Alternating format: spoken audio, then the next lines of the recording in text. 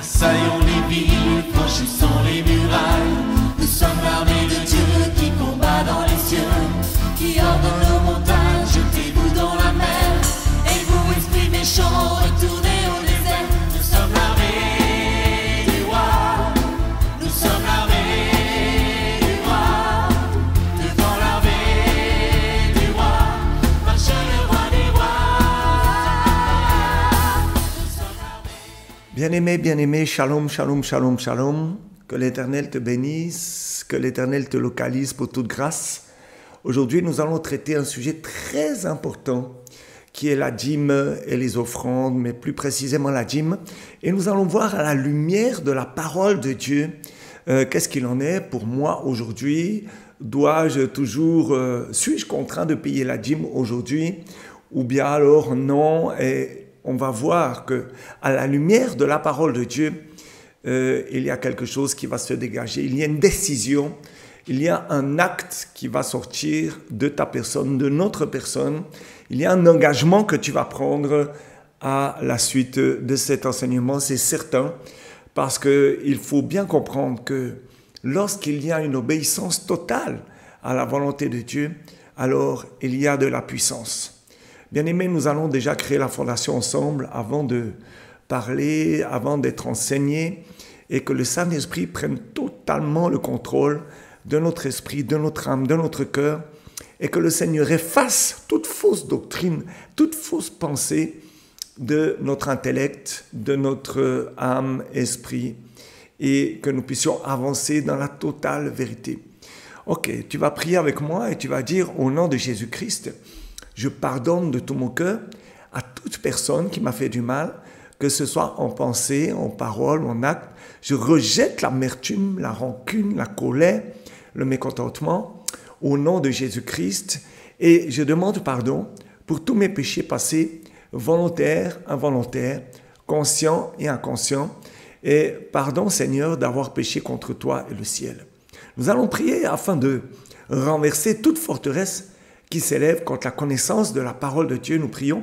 Père éternel, je me lève dans la prière et je vois ton feu sur toute forteresse et je les renverse et j'acquiers aujourd'hui la connaissance. Mon cœur de pierre devient un cœur de chair. Je rejette, et je te le dis et je proclame Seigneur, toute fausse doctrine qui n'est pas de toi. Et aujourd'hui, mon cœur ne va entendre que la doctrine de Jésus-Christ. Et merci Seigneur parce que tu dis dans ta parole que le Saint-Esprit, ton esprit va nous enseigner tout. Et aujourd'hui, il va nous enseigner la dîme à travers la parole de Dieu. Donc, bien-aimé, sois disposé, aie en main ton arme qui est la parole de Dieu, la parole vivante et efficace. Et nous allons parler aujourd'hui de la dîme. Je vais donner des références, on ne va pas tout lire parce qu'il y en aurait pour plusieurs heures. Aujourd'hui, nous allons faire quelque chose de simple. Le Seigneur va nous enseigner simplement pour que simplement tu prennes une décision en ce qui concerne cet enseignement. Donc, bien-aimé, ouvre tes pensées, ouvre ton esprit, ouvre ton cœur à cet enseignement. Même si tu penses la connaissance, ou bien comme on dit ici en Afrique, que tu es déjà arrivé, aie un peu de patience ou de curiosité et avance avec nous dans l'enseignement. Ça prend du temps et reste avec nous jusqu'à la fin, bien-aimé. Je t'invite à le faire, je t'invite même à en parler autour de toi, à dire que là, il y a un sujet intéressant. Venez, écoutons la parole de Dieu. Donc la question qui se pose aujourd'hui, est-ce que le chrétien d'aujourd'hui est contraint de payer la dîme, doit donner la dîme? Et la question va être réglée très très vite par plusieurs enseignements. Donc, déjà dans un premier temps, est-ce que la Bible ordonne aux chrétiens de payer la dîme? Et si c'est oui, la base de référence est-elle de 10%, comme on l'exprime dans l'Ancien Testament? Parce que quand on précise, c'est que c'est évidemment pas spécifié dans le Nouveau Testament. Je parle du pourcentage. Bien aimé, je crois qu'aujourd'hui, la réponse à toutes ces questions est oui. La dîme est essentielle pour la sainteté, elle est vitale pour le travail continu de l'Église du Christ. Et puis, elle est nécessaire pour recevoir la bénédiction de Dieu. On va le voir dans pas mal de textes. Bien-aimés, mon argument résumé est le suivant.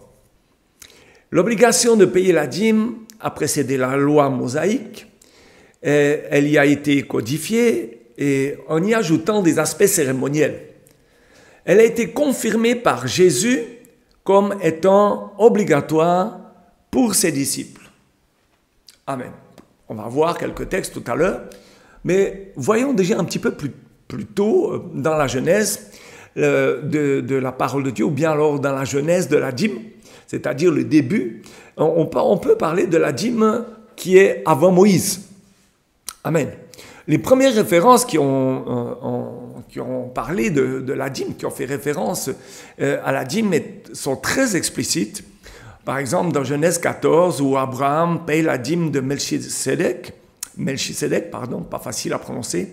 Et dans Genèse chapitre 28, on voit que Jacob promet de donner à Dieu un plein dixième, mais bien aimé, posons-nous la question, d'où vient l'idée de la dîme? Évidemment. Beaucoup pensent que c'est Dieu, beaucoup pensent que c'est l'homme. Aujourd'hui, on a cette pensée que les pasteurs nous volent. J'ai même à l'esprit cette image que ce pasteur qui arrive en Ferrari dans une église extrêmement pauvre où les gens ont de la peine à joindre les deux bouts. Et ce pasteur-là est renvoyé chez lui pour aller vendre cette voiture puisqu'il l'avait achetée avec les dîmes et les offrandes de l'église. Donc, il y avait eu détournement. Ce sont des images qui salissent les hommes de Dieu, qui salissent ceux qui recherchent et qui pratiquent la vérité et ceux qui l'enseignent.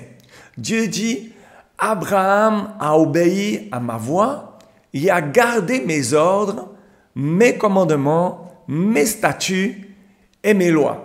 Bon, c'est une traduction un peu personnelle, mais ce langage est presque identique aux instructions qu'on a un petit peu ultérieurement concernant la loi mosaïque. Ce passage, bien sûr, implique que Dieu a donné à son peuple des lois, en plus de celles qui ont été écrites dans la Genèse. Parce qu'il ressort très clairement de Genèse, chapitre 4, que la première famille savait qu'elle avait la responsabilité de rendre à Dieu une partie de ce que Dieu lui avait donné. Parce que cette partie que je dois donner appartient à Dieu, elle ne m'appartient pas. Ils étaient même tenus responsables des offrandes qu'ils faisaient. Dieu a accepté l'offrande d'Abel, rappelle-toi bien, au tout début de la Genèse, et rejeté celle de Caïn. Dans l'Ancien Testament, on associe plus tard l'offrande des premiers-nés, des prémices à la dîme. Il est possible que l'offrande d'Abel ait été acceptée précisément parce qu'il s'agissait d'une dîme. On ne le sait pas. Mais l'Ancien Testament a dit clairement que le peuple de Dieu devait rendre l'appareil et qu'il avait donné des instructions sur ce que cela impliquait. Donc, il fallait semer en retour. Certains ont suggéré que Jacob offrait une dîme unique, par exemple dans Genèse chapitre 28. Tu peux ouvrir ta Bible et te renseigner là-dessus. Mais comme le fait remarquer un homme de Dieu, le verbe « donner la dîme » décrit des actions fréquentes et multiples. Amen. Pluriel. Jacob semble s'engager à vie envers Dieu, envers Yahweh, en matière de dîme. Donc c'est un engagement que l'on doit prendre, non pour quelques jours, pour quelques semaines, quelques mois, quelques années, mais jusqu'à la gare, jusqu'à la fin. Amen. Par exemple, si on reprend dans Hébreux, cette fois dans le Nouveau Testament, l'auteur de l'Épître aux Hébreux, on le connaît, c'est Paul, et il montre la justesse de la dîme d'Abraham, puisqu'elle a été donnée au prêtre du Dieu Très-Haut. On est dans Hébreux 7, versets 1 et 2. Là, il y a un sens, comment on va dire, inhérent de continuité dans Hébreux, c'est-à-dire qu'il y a un engagement de longue durée qui relie la dîme d'Abraham aux dîmes que les Lévites recevaient et donnaient sous l'alliance mosaïque. C'est assez frappant dans une lettre qui vise à montrer les aspects de l'ancienne alliance qui ne s'appliquent plus aux croyants de la nouvelle alliance. Pourtant, l'Épître aux Hébreux laisse l'impression que les chrétiens paieront également la dîme à leur grand prêtre éternel. Dans ce passage, l'exigence de la dîme est quand même apparente et donc antérieure à l'adoption de la loi mosaïque. Évidemment, elle n'y est pas liée. Ainsi, bien que la dîme soit codifiée dans l'ancienne alliance mosaïque, elle ne peut être rejetée comme faisant partie de l'ancienne alliance qui a été accomplie en Christ et ne s'applique plus aux croyants de la nouvelle alliance. C'est impossible. Ces passages montrent la piété des patriarches et établissent ce que Dieu attend de son peuple. Bien-aimés, il y a un principe. Tout est à Dieu. Tout est à lui. Lorsque tu arrives à la loi, il devient clair que la dîme est la norme de Dieu en matière de dons. Quand tu lis la Genèse de la Genèse, ou par exemple dans le Pentateuque, Genèse, Exode, Lévitique, Nombre, Deutéronome, tu vois que c'est la norme, que Dieu a institué cette norme en matière de dons. Amen. Parce que la dîme n'appartient même pas à celui qui la donne. On le voit dans Lévitique 27, verset 3, je l'ai dit tout à l'heure, la dîme, c'est-à-dire le 10% de mon revenu, ne m'appartient pas, elle appartient au Seigneur. Donc, le peuple ne devait pas considérer une seule seconde que la dîme, c'est-à-dire le 10% du revenu, lui appartenait ou qu'il pouvait en faire ce qu'il voulait. Elle appartient au Seigneur et il devait automatiquement, je parle de celles et ceux qui devaient donner la dîme, il devait automatiquement la lui rendre. Bien-aimés, sous la loi mosaïque, il semblerait que, d'après la parole de Dieu, il y a eu 3 dîmes. Il y avait une dîme régulière donnée pour soutenir les prêtres et le travail du temple. Il y avait aussi une dîme de fête pour la célébration des fêtes obligatoires. Là, nous sommes dans Deutéronome 12, versets 17 à 19. Il y avait aussi une dîme de charité. C'était une dîme qui était donnée tous les 3 ans aux Lévites, à l'étranger, à l'orphelin et à la veuve. Nous sommes dans Deutéronome 14, versets 28 et 29. En fait, si on observait légalement ces lois, étant sous la loi, les Israélites étaient en fait tenus de donner 23,3% de leurs revenus et non 10%, bien-aimés. Amen. Donc, on voit que le montant dû sous la loi par le peuple de Dieu n'était pas de 10%, mais comme il y avait plusieurs sortes de dîmes, au final, ça pouvait donner 23,3%. Amen. Bon, il y a différentes, comment on va dire, doctrines concernant ces trois dîmes, mais c'est scripturairement écrit, donc je les prends sans changer ou augmenter ou diminuer ce qui est écrit.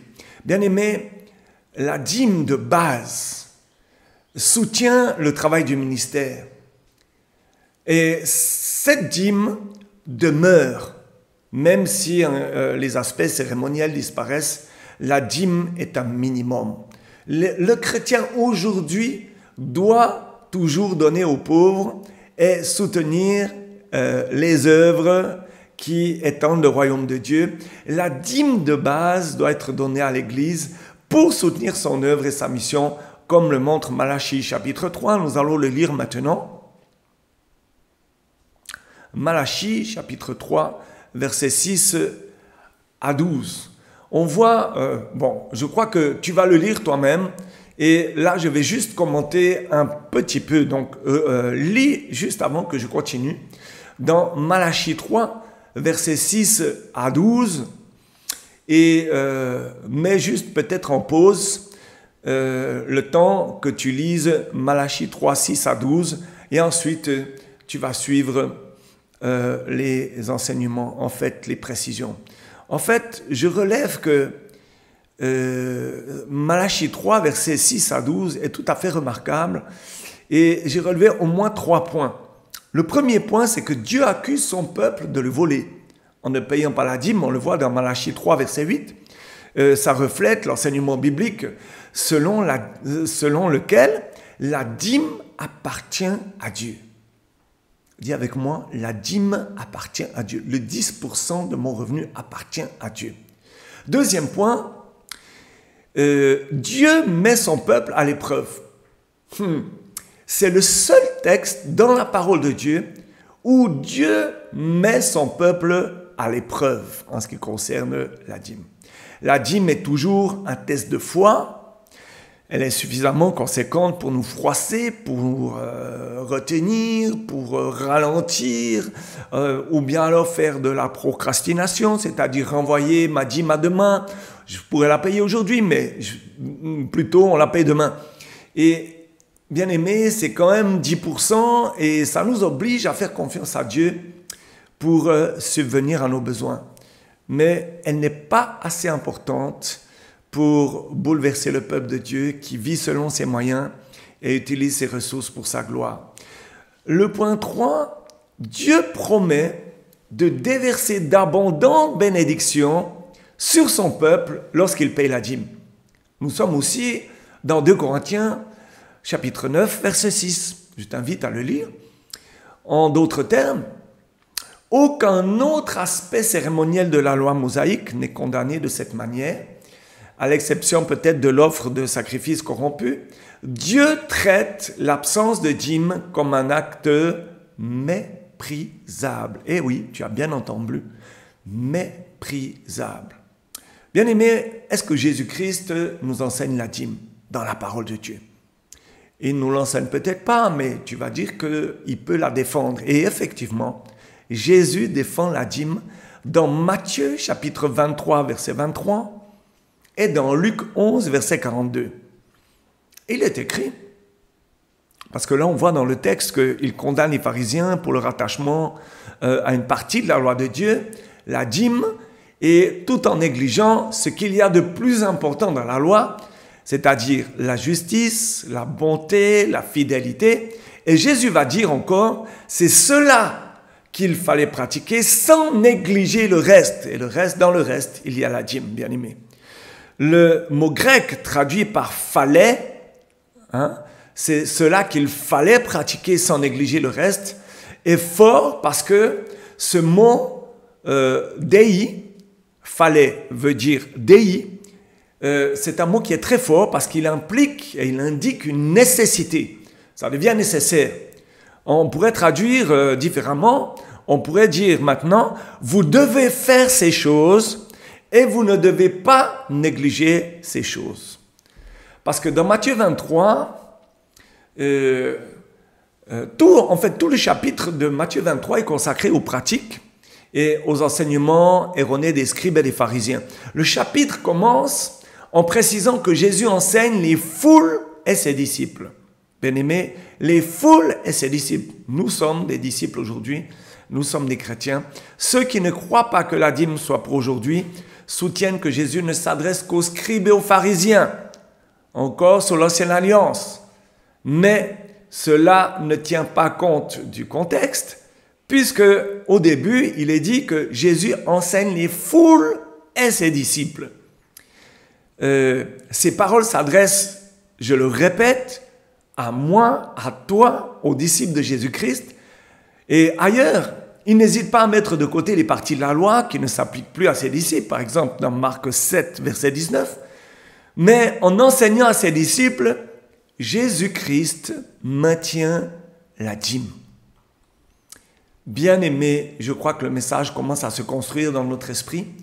J'espère que la conviction est en train de grandir et nous allons continuer cet enseignement par la fidélité de Dieu. Est-ce que Dieu est fidèle? Bien-aimé, si tu t'engages, si tu mets Dieu à l'épreuve, et si tu t'engages à payer la dîme tout au long de ton mariage ou bien alors tout au long de ta vie, c'est un défi, certes, mais lorsque tu vas avoir 1, 2, 3, 4, 5, 6 enfants et plus, et que tu vas voir que financièrement c'est lourd, il va y avoir quelque chose de fantastique qui va se passer comme un miracle, une bénédiction, quelque chose. La main de Dieu sera là parce que tu as été fidèle dans les dîmes, il sera fidèle avec toi. Si tu sèmes vers le ciel, il sèmera sur la terre. C'est ce qu'il m'avait dit très clairement un jour.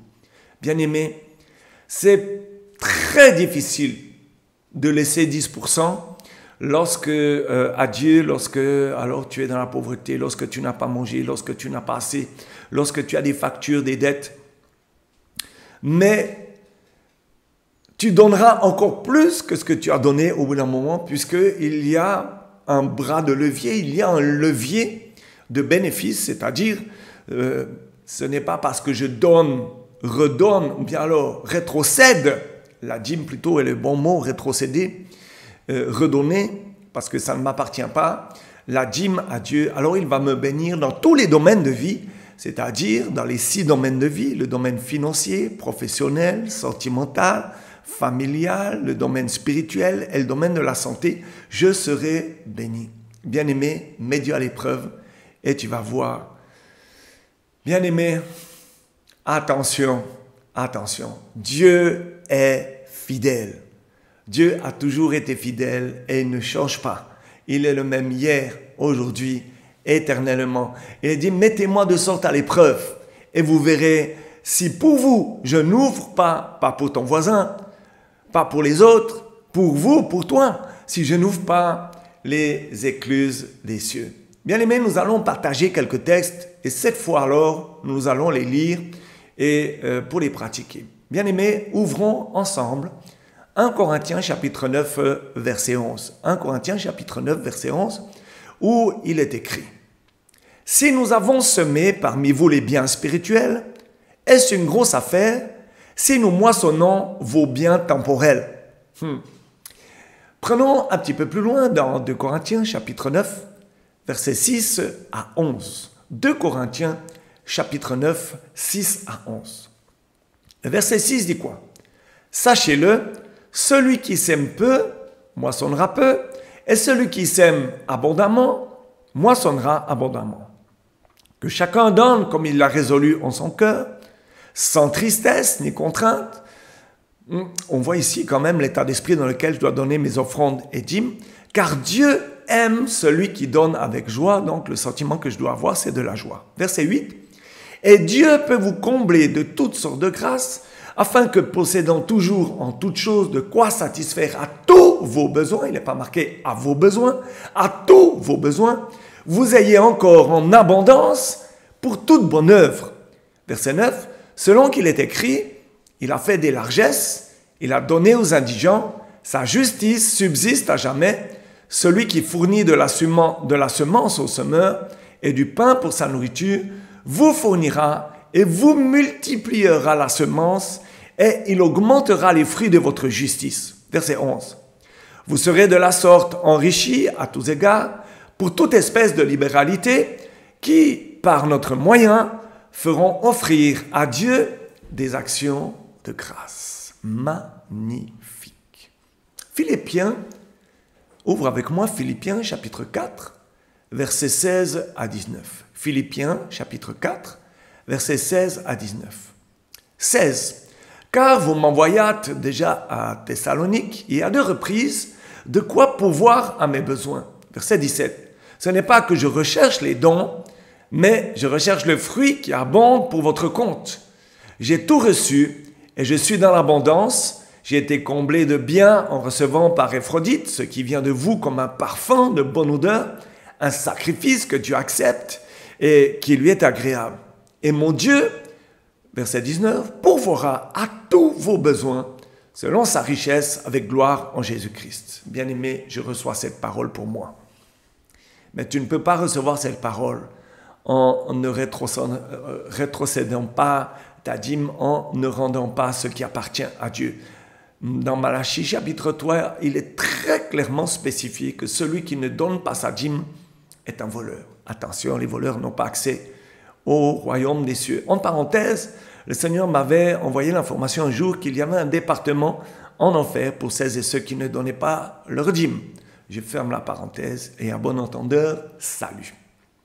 Un autre texte dans Acte 20, verset 35, ouvre avec moi, Acte 20, verset 35, « Je vous ai montré de toute manière que c'est en travaillant ainsi qu'il faut soutenir les faibles et se rappeler les paroles du Seigneur qui a dit lui-même, « Il y a plus de bonheur à donner qu'à recevoir. » On connaît tous ce texte magnifique. Lévitique, chapitre 27, versets 30 à 32. Lévitique 27, 30 à 32. Verset 30, il est dit, « Toute dîme de la terre, soit des récoltes de la terre, soit du fruit des arbres, appartient à qui? À l'Éternel. C'est une chose qui quoi? Consacrée à l'Éternel. Si quelqu'un veut racheter quelque chose de sa dîme, il y ajoutera 1/5, c'est-à-dire 20%. Toute dîme de gros et de menu bétail, de tout ce qui passe sous la houlette, sera une dîme consacrée à l'Éternel. Bien-aimés, l'usage de donner la dîme de ses revenus à Dieu est encore aujourd'hui actif.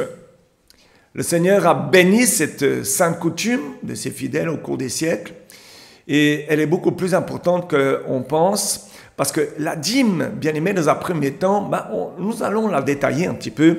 La dîme est un principe qui est déjà scripturaire. Ce n'est pas un moyen humain pour répondre aux besoins financiers de l'Église. La dîme sera consacrée à l'Éternel. Yahweh, Jésus-Christ, approuvait ce principe quand il disait aux pharisiens, « Vous payez la dîme de la menthe, de l'anis et du cumin, ces choses que vous deviez faire. » L'apôtre Paul approuve aussi le principe de la dîme pour les croyants. Donc, bien aimé, c'est un principe scripturaire. Deuxièmement, c'est aussi un minimum biblique. Elle n'est pas là pour limiter nos dons, parce qu'elle prescrit une base et non un maximum. Elle ne met pas un plafond sur les sacrifices à offrir au maître, mais elle nous ouvre la porte vers une attendance sincère. Bien aimé, il y a un minimum biblique. Il n'y a pas de plafond sur les sacrifices à offrir au maître. Troisième point, payer sa dîme est un témoignage chrétien. Parce que de même qu'une présence fidèle dans la maison de Dieu est un témoignage de foi devant l'Église et la communauté, le don fidèle de la dîme est un témoignage de foi constant et réel en Jésus-Christ. Donner est le fruit de la foi, bien-aimé, et tu vas témoigner des bienfaits, des bénédictions que le Seigneur t'aura données suite au règlement de cette dîme. Bien-aimé, donner sa dîme est également une reconnaissance de possession, parce que par là, je reconnais que je ne suis pas le possesseur, je ne suis pas le propriétaire, je suis l'intendant, le gestionnaire. Dieu est le possesseur souverain de tout et je ne suis que l'intendant de mes biens matériels. Donner ma dîme est une constatation que Dieu, ou bien alors c'est de prouver que Dieu est maître de tout dans ma vie. De même que celui qui paye un loyer reconnaît le droit du propriétaire, moi, en redonnant, ou plutôt en donnant les 10%, parce que mon intention, lorsque je donne ma dîme, c'est « Seigneur, je te donne les 10% qui te reviennent et je te rends grâce pour les 90% que tu me laisses parce que tu es à l'origine de tout ce qui m'appartient. » Donc voilà, c'est aussi, donner sa dîme, une reconnaissance de possession. Donner sa dîme, c'est aussi un emblème de consécration, c'est-à-dire une preuve de consécration. Ça indique que tu as tout abandonné et que tu lui as donné, en fait, que tu as donné à Dieu la suprématie sur ta vie. En fait, quelqu'un qui donne sa dîme donne toutes les ressources de sa vie et les dépose à ses pieds. La dîme a mis en évidence, bien-aimé, le fait que tu as cessé d'être client et aujourd'hui, alors, tu n'es plus client de Dieu, mais tu deviens associé. Hey, quelle bonne nouvelle! Amen! Donc, donner sa dîme, c'est aussi un symbole de dévouement. Je donne ma dîme, non pas sous le coup d'une loi, d'une obligation légale, mais sous la pression intérieure de notre amour pour le Seigneur. parce que nous sommes sous la dispensation de la grâce, et le moteur du chrétien, le moteur de Dieu aujourd'hui est l'amour. Et l'amour se donne, et non seulement l'amour se donne, mais il donne. Donner est aussi naturel pour la personne qui aime Jésus avant tout, qu'il est naturel au soleil de briller. Donner sa dîme, c'est aussi un point de départ pour donner, parce que c'est un petit commencement. Il ne faut pas négliger les petits commencements, hein, parce que c'est le lieu des petits commencements, on paye petit à petit la dîme, et puis alors on s'aperçoit tout d'un coup que les portes s'ouvrent à des dons un peu plus considérables, les offrandes qui s'ajoutaient à la dîme par exemple. La dîme prépare la voie au don. Je me rappelle Marie quand même avec le parfum de nard qui a mis ça sur les pieds de Jésus-Christ, et il y avait plusieurs situations. Alléluia, mais c'est celle qui me revient à l'esprit.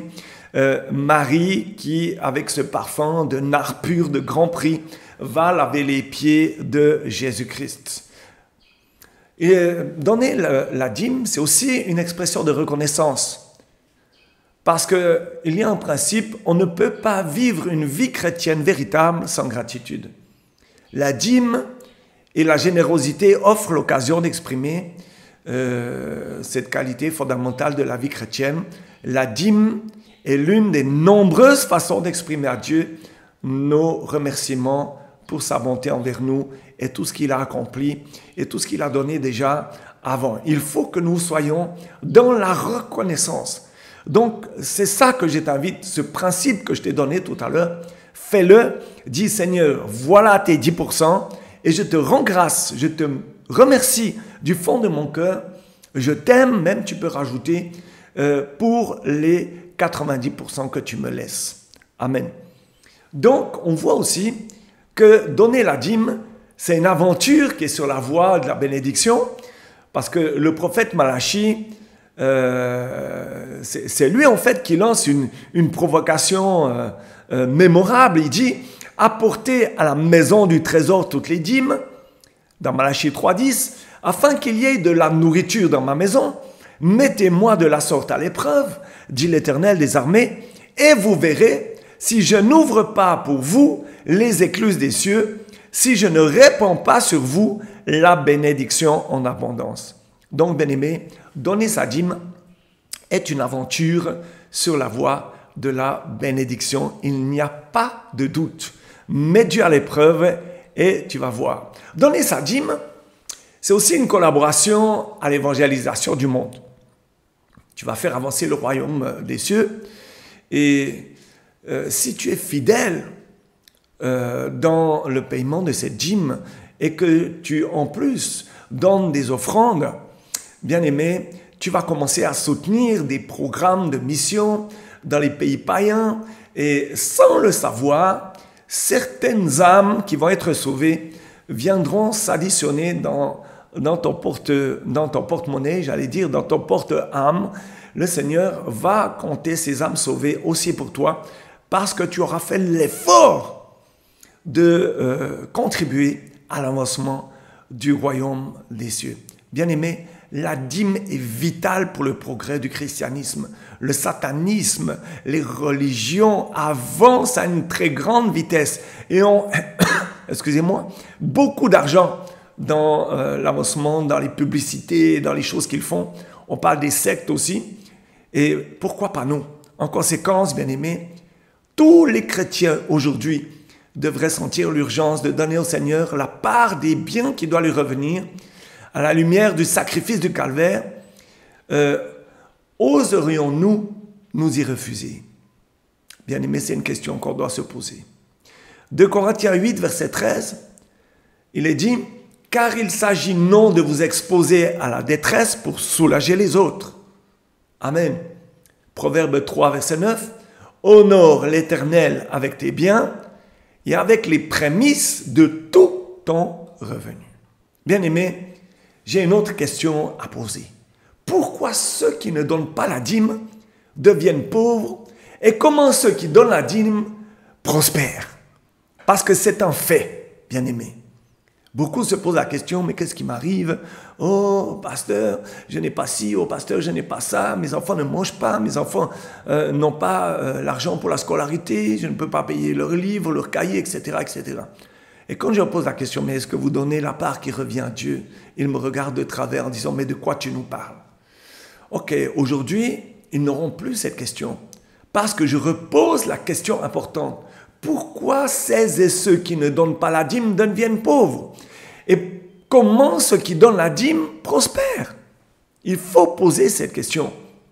Parce que la prospérité ici, dans sa forme la plus simple, signifie qu'une personne sème une graine et on récolte plus tard les rendements. Bien aimé, ça c'est biblique.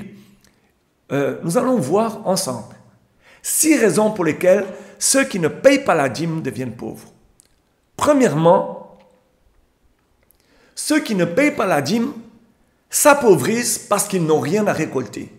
On voit dans Osée 8, verset 7, « Puisqu'ils ont semé du vent, ils moissonneront la tempête, ils n'auront pas un épi de blé, ce qui poussera ne donnera point de farine, et s'il y en avait, des étrangers la dévoreraient. » C'est une excellente transition pour arriver au deuxième point, à Malachie 3, verset 10. Ceux qui ne payent pas la dîme s'appauvrissent parce qu'ils n'attirent pas de bénédiction sur leur vie. Il est dit au verset 10. Apportez à la maison du trésor toutes les dîmes, afin qu'il y ait de la nourriture dans ma maison, mettez-moi de la sorte à l'épreuve, dit l'Éternel des armées. Et vous verrez, si je n'ouvre pas pour vous les écluses des cieux, si je ne répands pas sur vous la bénédiction en abondance. Donc le deuxième point, pour résumer, ceux qui ne payent pas la dîme s'appauvrissent parce qu'ils n'attirent pas de bénédiction sur leur vie. Troisième point, ceux qui ne payent pas la dîme s'appauvrissent parce qu'ils sont maudits. Ah, le mot est fort, mais il est juste. Il est réel, c'est la vérité. Malachie 3, versets 8 à 9. Un homme trompe-t-il Dieu? Ou vole-t-il Dieu? Ça dépend des versions. Car vous me trompez, vous me volez, vous dites, en quoi t'avons-nous trompé ou volé? Dans les dîmes et les offrandes. Vous êtes frappés, au verset 9, par la malédiction, et vous me trompez, la nation tout entière. Ceux qui ne payent pas la dîme s'appauvrissent parce qu'ils sont maudits. Voici la bénédiction, verset 9. La malédiction, verset 9. Vous êtes frappés par la malédiction, et vous me trompez, vous me volez, la nation tout entière. Le point 4, ceux qui ne payent pas la dîme s'appauvrissent parce que les dévoreurs mangent constamment leurs richesses et leurs biens et leurs champs. Malachie 3, verset 11, il est écrit, « Pour vous, je menacerai celui qui dévore, et il ne vous détruira pas les fruits de la terre, et la vigne ne sera pas stérile dans vos campagnes, dit l'Éternel des armées. » Bien-aimés, c'est très clair ici. Les dévoreurs mangent constamment leurs richesses. On le voit ici. Pour vous, je menacerai celui qui dévore. Tu ne donnes pas ta dîme. Le Seigneur ne menace pas celui qui dévore et il viendra détruire les fruits de ta terre et la vigne ne sera pas stérile et sera stérile dans tes campagnes. Amen. Le point 5. Ceux qui ne paient pas la dîme s'appauvrissent parce que les fruits de leurs champs sont constamment détruits. Malachie 3.11, rappelle-toi. Et la vigne ne sera pas stérile dans vos campagnes, et il ne vous détruira pas les fruits de la terre. Tous ces mots-là sont dans le verset 11. On le voit. Alléluia, c'est un fait. Ceux qui ne paient pas la dîme s'appauvrissent parce que les fruits de leurs champs sont constamment détruits. 6e point, ceux qui ne payent pas la dîme, celles et ceux qui ne payent pas la dîme, s'appauvrissent parce qu'ils perdent leurs fruits avant d'avoir une chance de moissonner. Amen. On le voit de nouveau au verset 11, tu peux le lire. Et bien aimé, il y a dans ces 6 choses une alerte, une alarme pour moi. Oh Seigneur, là je sens la repentance, je sens l'envie de me repentir, la conviction de péché arrive en moi. Je prie la même chose pour toi et de dire, oh Seigneur, je ne savais pas. Je te demande pardon. Là où je suis, Seigneur, je réalise, je reconnais, je renonce, Je me repens. Je veux revivre, Seigneur Jésus-Christ. Merci parce que aujourd'hui tu me pardonnes et je m'engage à donner la dîme sur tout mon revenu et plus encore pour que l'avancement du royaume de Dieu soit total et rapide. Merci Père éternel, dans le nom de Jésus-Christ de Nazareth. Amen. Bien-aimés, nous allons voir encore 7 choses que le chrétien devrait savoir au sujet de la dîme. Nous allons peut-être revenir au tout début, même à la racine du mot dîme. Parce que dîme, le mot grec se traduit par décaté et signifie le 10e ou le 10% de tout ce que j'ai. Deuxième point, la dîme représente les prémices de tout ce que j'ai. Parce que les mots dîme et prémices sont utilisés indifféremment et on en trouve plusieurs exemples dans la Bible. C'est important à savoir parce que le mot prémisse est plus couramment utilisé dans le langage du Nouveau Testament que dans l'Ancien. Comme le mot prémisse est plus couramment utilisé dans l'Église du Nouveau Testament, certaines personnes croient à tort que le concept de la dîme est une pratique juive de l'Ancien Testament qui ne s'applique pas de nos jours. On trouvera quelques exemples, et nous allons en prendre quelques-uns, qui montrent comment le mot dîme est remplacé par le mot prémisse dans l'Ancien Testament, et ça prouve que la dîme représente la même chose que les prémices. La dîme, bien-aimé, est la propriété de Dieu. C'est de l'argent qui appartient en fait à Dieu. Je le redis, c'est très important de répéter pour que ça s'imprime dans notre esprit. Lévitique 27, verset 30. Il est dit, « Toute dîme de la terre, soit des récoltes de la terre, soit du fruit des arbres, appartient à l'Éternel. C'est une chose consacrée à l'Éternel. » Et bien aimé, ça n'a pas changé aujourd'hui. Quatrième point, la dîme est de l'argent compliqué, saint. Et toute personne qui en fait mauvais usage profane une chose sainte. On voit, tu peux relire Lévitique 27, verset 30, c'est de l'argent qui est consacré à l'Éternel, c'est-à-dire on ne peut pas faire ce qu'on veut avec. 5. La dîme est utilisée pour soutenir les sacrificateurs. Nombre 18, verset 22 à 32, je t'invite à le lire de ton côté. Amen. Note juste la référence. Bien aimé, on voit aussi qu'il y a une telle importance dans la dîme qu'elle doit être remboursée avec intérêt. Lévitique 27, verset 30 à 31 dit quoi? Toute dîme de la terre, soit des récoltes de la terre, soit du fruit des arbres, appartient à l'Éternel, c'est une chose consacrée à l'Éternel. Si quelqu'un veut racheter quelque chose de sa dîme, il ajoutera 1/5. Bien aimé, il est temps de se remettre en question aujourd'hui. Si tu n'as jamais donné ta dîme, commence cette semaine. Apporte 10% de ce que tu as gagné au Seigneur dans la maison du trésor, c'est-à-dire à l'église, dans l'assemblée où tu persévères. Et vous verrez, ou bien alors l'assemblée où tu persévères, ou la personne qui t'enseigne la parole, et vous verrez une nouvelle dimension dans votre vie chrétienne. Cette nouvelle dimension va se déployer devant toi. Et ton église, ta famille aussi seront bénies, non seulement parce que tu donnes, mais par ta fidélité. Tu ne peux pas imaginer quel encouragement c'est pour un pasteur de savoir que les membres de son église sont fidèles et obéissants au Seigneur. Tu vas faire une déclaration avec moi si tu le veux bien. Dis avec moi, avec foi.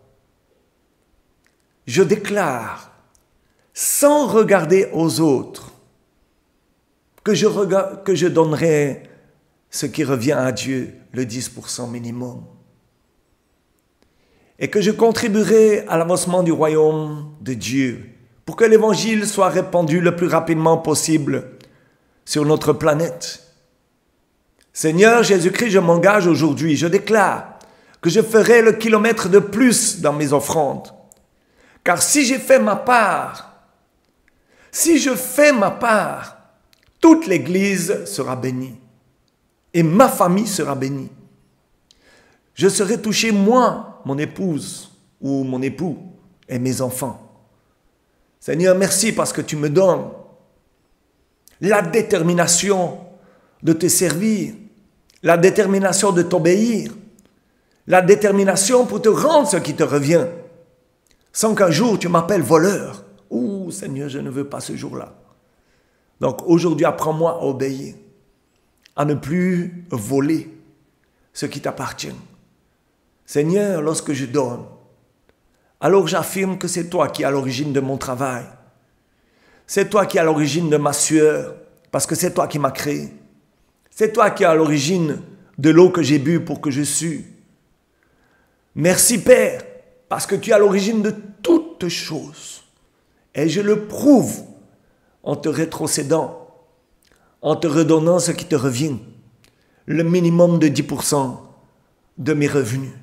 Père, l'engagement que je prends est scellé, ma volonté est engagée, je suis actif et Seigneur, si j'oublie à un moment ou un autre de donner ce qui te revient, rappelle-le-moi dans mon cœur pour que je puisse corriger. On te demande pardon d'avoir été loin de toi, pardon d'avoir désobéi, pardon d'avoir volé, pardon d'avoir ralenti l'avancement du royaume. Et merci Seigneur, parce que tu suscites des personnes, des femmes, des hommes, des enfants. Si vous saviez le nombre d'enfants qui donnent leurs dîmes et leurs offrandes à l'église, bien-aimés. Oh, gloire à Dieu. Merci Père, parce qu'aujourd'hui, je sais que tu vas répondre. Mais ce n'est pas pour ça que je vais te donner ma dîme, ni mes offrandes, ni faire avancer le royaume des cieux sur cette terre. C'est parce que je t'aime, Seigneur, que je veux t'obéir. Je ne me sens pas obligé de t'obéir. Je me sens poussé à t'obéir par l'amour qui me pousse.